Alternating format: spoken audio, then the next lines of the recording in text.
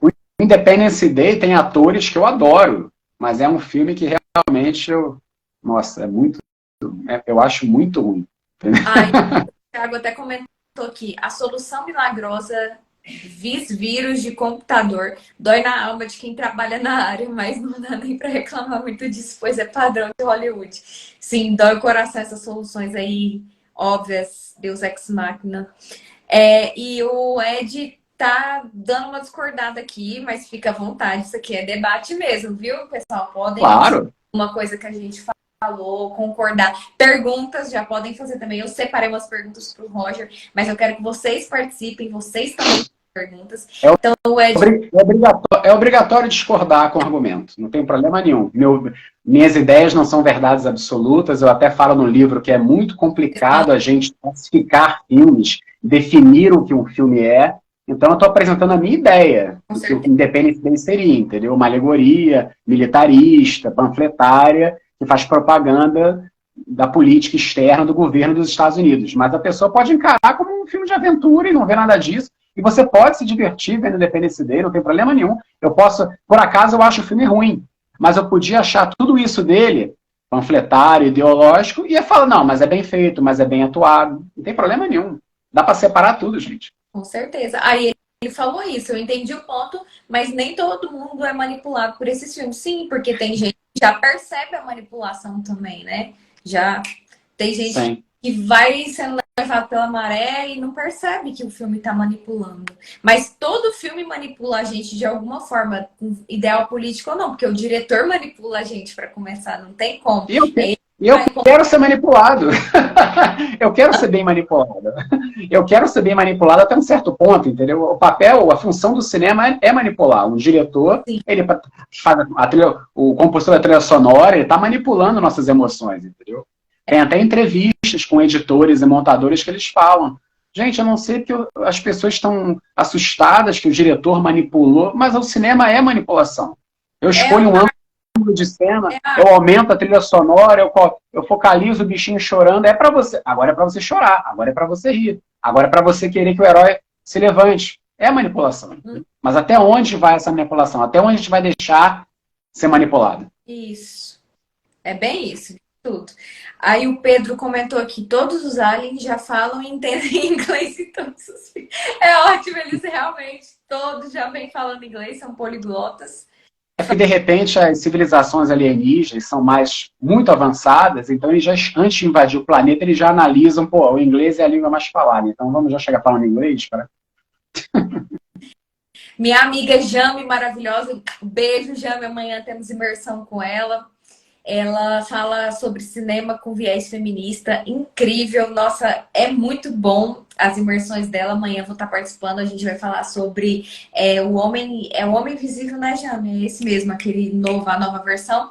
Mas você me fala aí, Jame, nos comentários detalhes, que eu leio, tá? Pra você convidar o pessoal, se ainda dá para participar da sua imersão, como é que é. Mas a pergunta dela, ela tá te perguntando, Roger, o que você acha do Capitão América?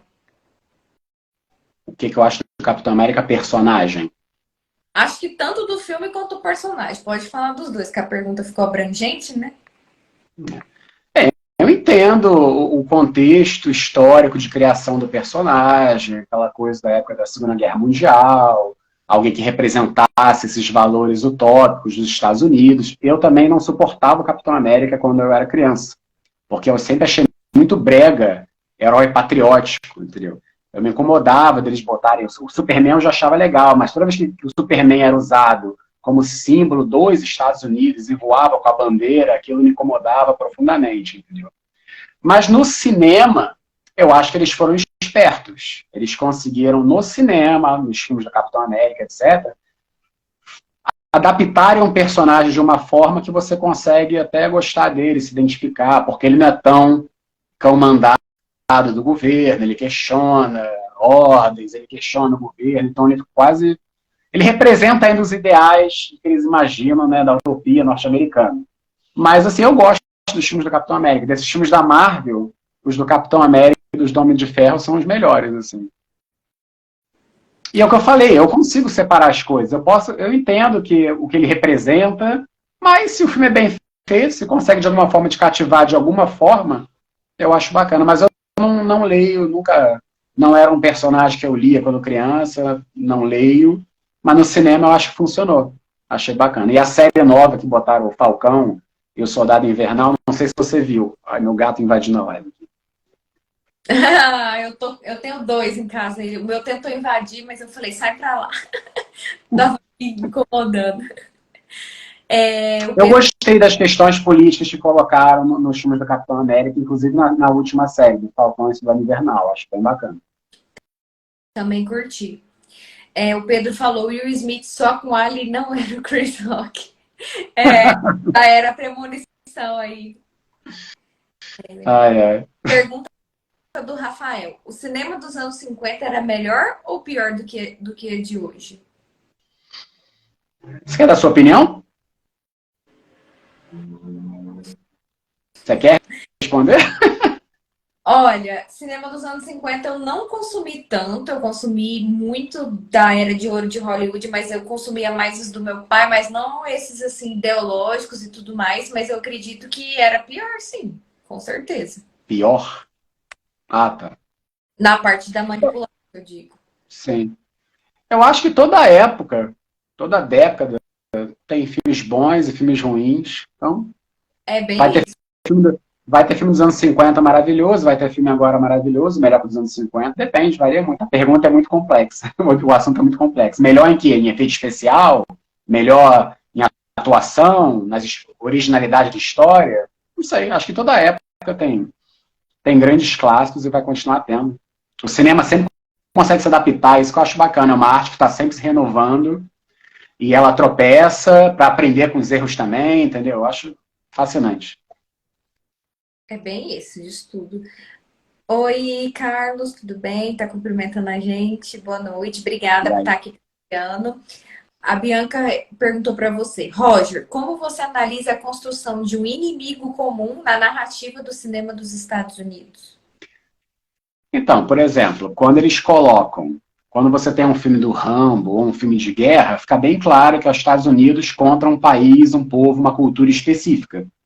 E ele tem que demonizar essa cultura, seja o vietnamita, seja o russo, seja o alemão nazista. E aí ele constrói toda a estrutura do filme para você ver valores engrandecedores, morais, éticos nos heróis e tudo de ruim no vilão. Isso principalmente nos filmes antigos. Hoje em dia já tem uma tendência a você relativizar um pouco o vilão, humanizar, colocar um outro lado, e as pessoas até simpatizam às vezes com certos vilões, né?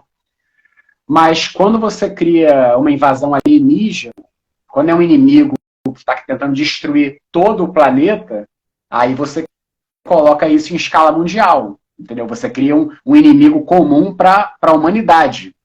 No caso do Independence Day. Ele tem uma cena lá que eles até colocam pilotos israelenses e árabes meio que se olhando assim, sabe? Tipo, vamos ter que trabalhar juntos. Somos inimigos, mas né, agora o problema é bem maior que a gente. E os Estados Unidos estão liderando isso. Tem uma parte lá, acho que são os franceses, aparecem várias tomadas de exércitos, vários países. Ah, os americanos decifraram o código. Ah, eles vão atacar. Ou seja, os americanos vão levar a gente para algum lugar, entendeu? Vão me salvar. No caso dos filmes dos Estados Unidos, ele tenta criar o inimigo em comum à nação americana. Ele tenta unir o povo norte-americano contra esse inimigo. Que também não é fácil um país entrar em guerra, né?